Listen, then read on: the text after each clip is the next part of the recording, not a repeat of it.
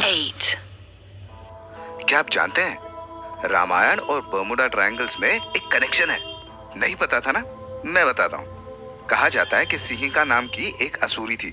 अब असुरी का मतलब फीमेल राक्षस। और सिंहिका ने इतना तप किया था कि ब्रह्मा जी प्रसन्न हो गए। और ऑब्वियसली ब्रह्मा जी प्रसन्न होने के बाद उन्होंने कहा कि क्या चाहिए बोलो। और सिंहिका ने एक वरदान मांग लिया। वरदान ये मांगा कि वो किसी भी चीज या जीव को, लिविंग नॉन लिविंग, किसी के भी परछाई को पकड़कर अपनी तरफ खींच सकती है। और ब्रह्मा जी ने कह दिया तथास्तु, यानी ऐसा ही होगा। पता है आपको, ये वही असुरी थी जिसने लंका जाते हुए बजरंगबली से पंगा ले लिया था। वाल्मीकि रामायण के हिसाब से माँ सीता से मिलने जाते वक्त हनुमान जी जब उस समुद्र से ऊपर जा रहे थे, यानी महासागर को पार कर रहे थे, तभी उन्हें अचानक महसूस हुआ कि कोई अनदेखी शक्ति उन्हें अपनी ओर खींच रही है।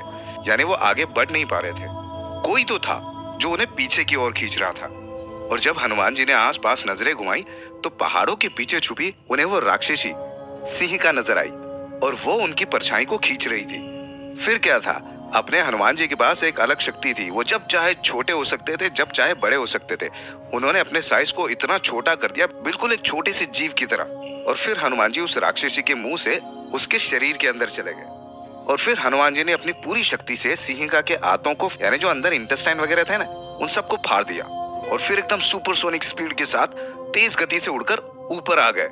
अब जो सिंहिका थी वो दर्द से तड़पने लगी और फिर सिंहिका भागकर कहीं जाकर छुप गई। और अब असली कहानी तो ये है कि जिस जगह जाकर सिंहिका छुपी हुई थी, कुछ पुराने लेजेंड्स के हिसाब से वही जगह आज बर्मुडा ट्रायंगल्स है। तो अब आपको समझ में आया रामायण और बर्मुडा ट्रायंगल्स का कनेक्शन क्या है?